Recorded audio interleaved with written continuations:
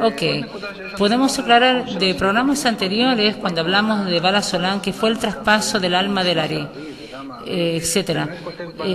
Escribe Bala Solán así: y por la voluntad del superior fui premiado con el traspaso del alma del Ari, no a causa de mis buenos actos, sino por la voluntad del superior que se fortaleció en mí. ¿Por qué fui elegido para recibir este alma maravillosa, la cual nadie tuvo el mérito de recibirla hasta el momento de su muerte? Y no voy a poder extenderme en este tema porque no está en mí hablar de las maravillas.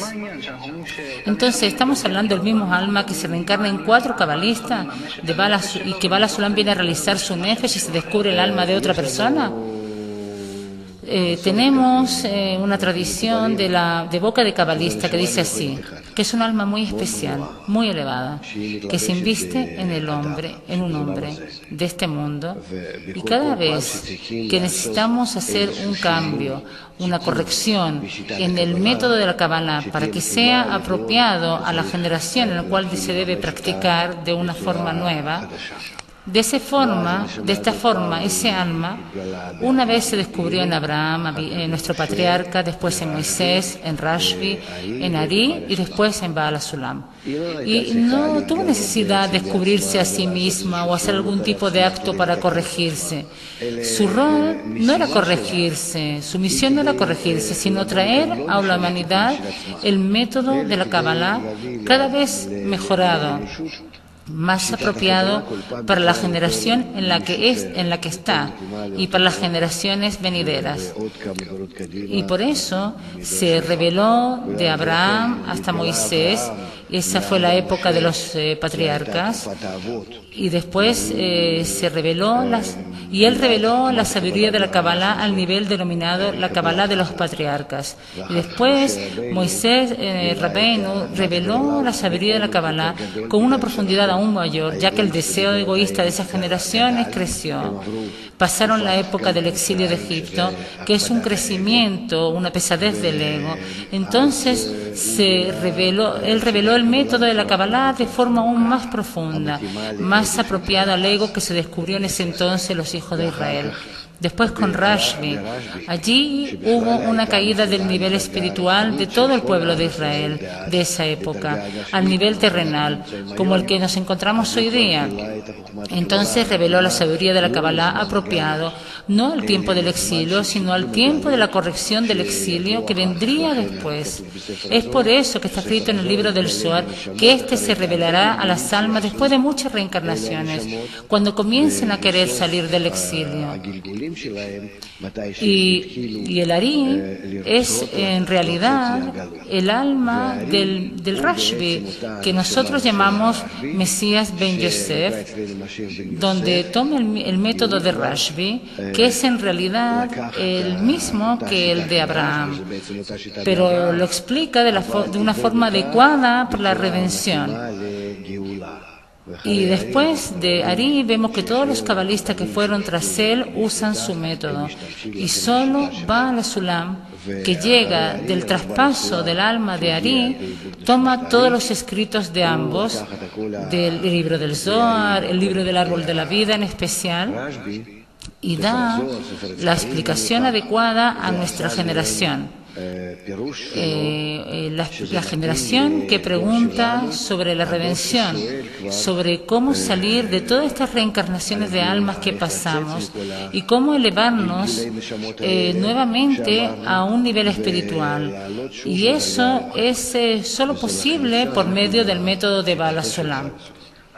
Si lo entendí correctamente, según lo que leemos el escrito de cabalista, como dice Baal Sulam, cuando el hombre recibe la reencarnación del alma de otro, quiere decir que recibe su misma función, continuar con el mismo rol especial de esa parte del sistema. ¿O qué? Sí, es una continuación en realidad, es como la misma persona, porque es el mismo alma, la forma externa, la vestimenta externa, esta cáscara llamada hombre, es el mismo alma, no agrega ni quita nada, porque lo que hace lleva a cabo la existencia del hombre. Después todo esta cáscara externa no agrega nada. Ok, ahora que, de acuerdo a lo que explicó, recibimos una pregunta de Internet. Dijimos que toda la persona que quiera hacer una pregunta en general relacionada con el programa o en realidad con de algo en general, se puede meter en nuestro sitio de internet www.cab.co.il. Ahí hay un icono pequeño que dice contáctanos, diríjense allá y manden un mail. Moshe nos hace una pregunta que continúa con esta explicación. Pero antes podemos explicar que no solamente nos pueden mandar preguntas, sino sugerencias, ideas, reacciones. Todos están invitados a mandarnos su sugerencia. Ok, la pregunta de Moshe es, si empiezo a estudiar Kabbalah y alcancé algo, comienzo un camino, si en la próxima reencarnación comienzo todo de cero o queda algo en mí, ¿qué es lo que quiere dejar para la próxima generación? Esa es la pregunta. ¿Qué fue lo que tomó en su vida que tal vez quiere dejar para la próxima? A lo mejor el esfuerzo. Eso es verdad, en eso tú tienes razón. Eso es lo que queda de una generación, de una encarnación a otra, el esfuerzo. Pero esto depende de qué esfuerzo. Suponte que me ocupo en la bolsa o corro detrás de la gente para robarle. Eso también requiere esfuerzo. Ok, supongo que Moshe se refiere a un estado espiritual, que llega a un estado espiritual, pero no al final de la corrección, si debe comenzar de un principio. Está escrito muy simple. Cuando el alma se separa del cuerpo, le hacen una sola pregunta. ¿Te ocupaste de la Torá? ¿Tienes esperanza de redención, de salvación? ¿No? Entonces, por favor, estás invitado a la próxima reencarnación. Es decir, todo el esfuerzo que el hombre hace durante el transcurso de su vida, si están orientados de alguna manera para elevarse por encima de esta vida, de la cual hablamos, en la que no hay ninguna libre elección, en la cual el hombre va avanzando según las reshimot que se despierten en él, sus genes, sus impulsos internos.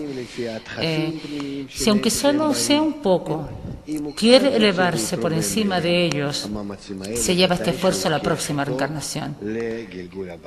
Incluso si no llegó a la espiritualidad, incluso si no le llegó, se saca una hoja del libro del Zohar y esto lo lleva con él a la próxima encarnación, porque esto está relacionado con la elevación espiritual. Todo lo demás lo toma dentro del deseo de recibir, que va creciendo de encarnación en encarnación, pero también trae con él todo el sufrimiento, incluso el egoísta, con el que quiso llenarse y no pudo.